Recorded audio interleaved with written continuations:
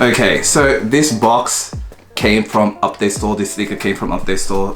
One of the local guys out in Melbourne, so shout out to them. I just want to give a little bit of a backstory. I've tried to buy things off Nike.com. I remember buying the Spiridons maybe almost 3 or 4 weeks ago, and I still don't even have a tracking number for it. For your local guys, it's even better because I only ordered this a couple of days ago and I actually got it already. So shout out to those guys. So if you're thinking about buying sneakers, think of buying from your local stores first because the shipping is a lot quicker. Anyways, and as you can see from the first get-go, it's got the old vintage, box because it is the vintage 77 version of this Nike Blazer sneaker, and here they are. Bam!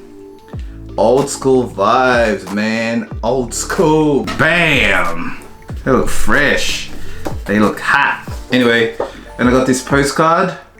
Oh, it's a return card. Oh yeah. But before we get into the review of the actual sneaker, I actually want to give you guys some facts about it. If you guys didn't know that this Nike Blazer was actually, when it first released out in 1973, it was actually first released with George Iceman, the Iceman Jervin. He was one of the pioneer members of the NBA back in the day. Played for a number of multiple teams. But yeah, he was one of the first people that debuted these. A lot of the brands back then were trying to put their shoes onto athletes such as basketball players. This is actually Nike's third sneaker that they made. If you guys didn't know, Nike was originally named Blue Ribbon by Phil Knight, and then they went through their whole story. If you haven't read the novel Shoe Dog, I definitely suggest you read it. Anyway, so that's some of the facts about the Nike Blazer, and it's a very plain and minimal shoe, guys. There's no real high functionality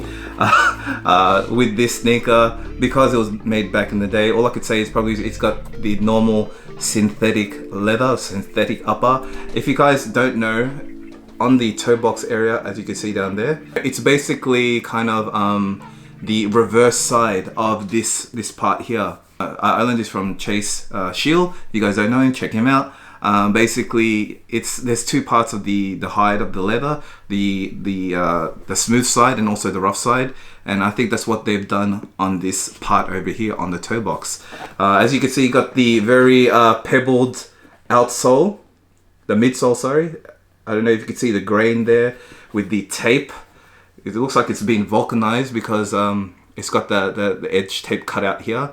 What they do is they wrap it around with this tape here, that tape material, and goes all the way around, and they cut it from the front sides. So they got a cut here, and they also got a cut there, which is pretty cool. It's very that was kind of the modern way of creating the outsoles back then, and even the standard very plain herringbone design, as you can see there at the bottom of the shoe. But as you can see on the tongue there, it's got the exposed foam rubber, the foam tongue.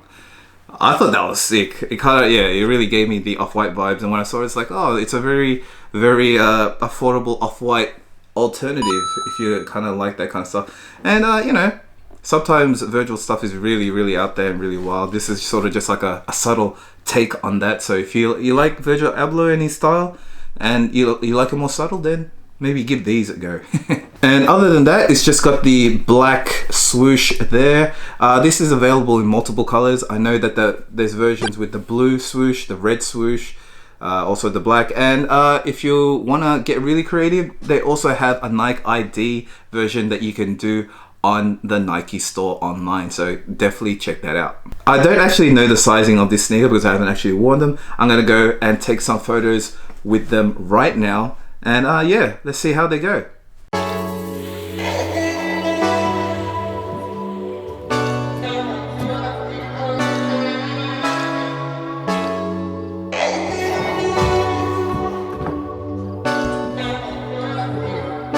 Let's set the tone, a bottle of red wine and pheromones.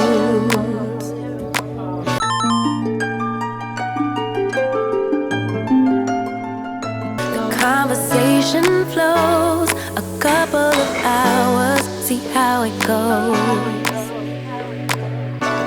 I really trust my senses, catch me if I fall. So done with second guessing, you seem to have it all. And loving not for anything emotional too soon.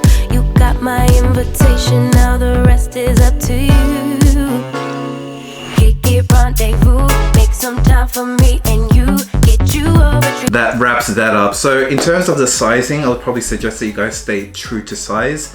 I'm a 9.5 and that was a 9.5 shoe, and it fits pretty well, especially because I'm a wide footer, so it surprisingly looked really cool on me. A lot of other shoes, especially because they're narrow, they kind of bow out towards the the ends of the upper, so they don't look as nice when I put them on foot compared to what I see like them physically in my hand.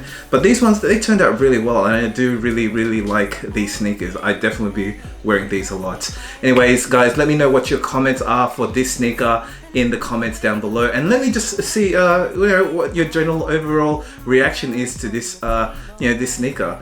Anyways, thanks once again for watching this video, for taking the time to watch this video, especially during these times. I hope you're staying safe, and I will see you guys in the next one. Peace. Too soon. You got my invitation, now the rest is up to you. Kick it, rendezvous, make some time for me and you. Get you over, treat you right.